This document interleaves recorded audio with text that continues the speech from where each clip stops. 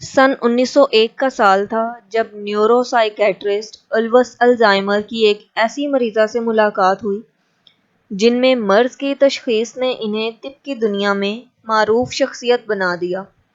اس مریضہ کا نام آگسٹے ڈیٹر تھا۔ ماہر نفسیات کے سامنے ایک ایسا عجیب و غریب کیس تھا جو انہوں نے اس سے پہلے کبھی نہیں دیکھا تھا۔ میرے سامنے وہ خاتون ایک بستر پر بیٹھی تھی۔ میں نے اس کا نام پوچھا۔ اس نے جواب دیا، آگسٹے۔ میں نے دریافت کیا کہ شوہر کا نام؟ اس نے جواب دیا، میرا خیال ہے آگسٹے۔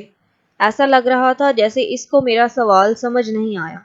یادداشت کا کھو جانا، بات سمجھ نہ آنا، پاگل پن، غیر متوقع رویہ اور نفسیاتی اعتبار سے معاشرتی معذوری ان چند علامات میں شامل تھے جو 51 سالہ جرمن خاتون میں ظاہر ہو رہی تھیں۔ ڈاکٹر الزائمر نے اس کو بھول جانے والی بیماری کا نام دیا تھا۔ آپ نے بھی اپنی زندگی میں شاید الزائمر کا لفظ کئی بار سنا ہوگا، لیکن اس بات کا بھی کافی امکان ہے کہ آپ نے اس ڈاکٹر کے بارے میں کبھی نہیں سنا ہوگا جنہوں نے اس بیماری کو دریافت کیا اور جن کی وجہ سے اس بیماری کا یہ نام پڑا۔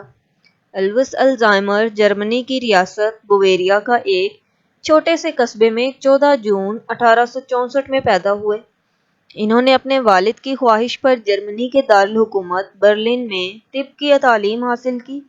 ان کے والد شعبے کے اعتبار سے ایک نوٹری تھے۔ سن 1887 میں وہ اپنے آبائی شہر واپس چلے گئے اور یونیورسٹی آف ورزبرگ سے تعلیم مکمل کی۔ ان کو نفسیات، نیورو پیتھولوجی اور ذہنی صحت کی تعلیم میں دلچسپی تھی۔ 23 سال کی عمر میں گریجویشن کے بعد ان کی خدمات ایک ایسی خاتون کے علاج کے لیے مستعار لی گئیں جن کو ذہنی مسائل کا سامنا تھا۔ اس مریضہ کے ساتھ انہوں نے 5 ماہ کا وقت گزارا تاکہ وہ اس کی بیماری کو مکمل طور پر سمجھ سکیں۔ اس تجربے کے بعد ان کو جرمنی کے شہر فرینکفرٹ میں ذہنی مسائل سے متاثرہ مریضوں کے میونسپل ہسپتال میں کام کرنے کا موقع ملا۔ اس ہسپتال میں انہوں نے سیریبل کارٹیکس، جو کہ دماغ کی سب سے باہر والی سطح ہوتی ہے، کی تحقیق میں مہارت حاصل کی۔ اسی ہسپتال میں ان کی ملاقات مشہور نیورو پیتھولوجسٹ فرانزینسل سے ہوئی۔ وہ دونوں ایک ہی لیبارٹری میں کام کرتے تھے اور ان کی گہری دوستی ہو گئی۔ ان دونوں نے مل کر ذہنی صحت کے مسائل سے دوچار مریضوں پر مختلف تحقیقات کی۔ اس زمانے میں ڈاکٹر الزائمر کو اس تصور سے جنون کی حد تک لگاؤ تھا نفسیاتی بیماریاں دیگر بیماریوں جیسی ہوتی ہیں۔ ان کا خیال تھا کہ جس طرح جسم کو دیگر بیماریاں لاحق ہو جاتی ہیں، ویسے ہی دماغ کی بیماریاں ہوتی ہیں۔ یہی وہ وقت تھا جب ان کی ملاقات آگسٹے سے ہوئی۔ سن 1901 میں آگسٹے کو ذہنی مسائل کا سامنا شروع ہوا تھا۔ وہ باتیں بھول جاتی تھی اور اچانک رات میں اٹھ کر گھنٹوں چیختی چلاتی اور رویا کرتی تھی۔ آگسٹے کو دیکھتے ہی ڈاکٹر الزائمر نے کہا کہ یہی وہ مریض ہے جن کی انہیں تلاش تھی۔ انہوں نے اس مریضہ کا تفصیلی طبی ریکارڈ رکھا جو 1990 میں کونراڈ مائرر اور ان کی ٹیم نے دریافت کیا، جو اسی نفسیاتی ہسپتال میں کام کر رہے تھے جس میں کبھی ڈاکٹر الزائمر ہوتے تھے۔ ماہر نفسیات نے اس مریضہ سے متعلق اپنے تمام سوالات اور خیالات ہاتھ سے لکھے تھے۔ انہوں نے لکھا کہ میں نے اسے ایک پنسل، ایک قلم، ایک پرس، چند چابیاں، ایک ڈائری اور ایک سگریٹ دکھایا تو اس نے ان چیزوں کی بالکل ٹھیک شناخت کی۔ جب اسے کہا جاتا کہ اپنا نام لکھو تو وہ مسز لکھ کر بھول جاتی اور ہمیں باقی لفظ اس کو یاد کروانا پڑتے۔ مریضہ اپنی لکھائی جاری نہیں رکھ پاتی اور بار بار کہتی کہ میں بھول گئی ہوں۔ آگسٹے نے ہسپتال میں 5 سال گزارے جن کے اختتام پر وہ مکمل طور پر ذہنی توازن کھو چکی تھی۔ 8 اپریل 1906 کو ان کا انتقال ہوا۔ کونراڈ مائرر بتاتے ہیں کہ آگسٹے کی موت کے فوری بعد ان کے دماغ کا تفصیلی جائزہ لیا گیا۔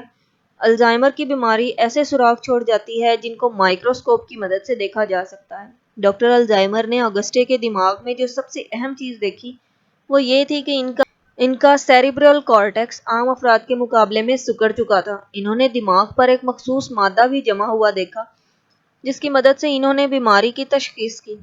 کونراڈ مائرر کہتے ہیں کہ آج بھی ہمارا ماننا ہے کہ اس بیماری کی وجہ یہی ہے۔ آگسٹے کی موت کے 6 ماہ بعد ڈاکٹر الزائمر نے جرمن کانفرنس کے سالانہ اجلاس میں اس کیس کی تفصیلات بتائیں۔ انہوں نے آگسٹے کی علامات اور بیماری میں شدت کی تفصیلات بتاتے ہوئے پہلی بار ڈیمینشیا کی ایک قسم کے طور پر اس بیماری کا تعارف کروایا اور ایک ساتھی کی تجویز پر اسے الزائمر کا نام دیا۔ سن 1915 میں 51 سال کی عمر میں ان کا انتقال ہو گیا۔ اس وقت وہ اس بات سے انجان تھے کہ ان کی دریافت ایک دن لاکھوں افراد کی زندگی بدل دے گی، اور اس کی مدد سے ایک بین الاقوامی تحقیق کا آغاز ہوا۔ سائنسدان ان کو صرف بیماری کی شناخت کے لیے ہی نہیں بلکہ ان کو اس تحقیقی طریقے کے لیے بھی سراہتے ہیں جس کی مدد سے انہوں نے اس کی شناخت کی۔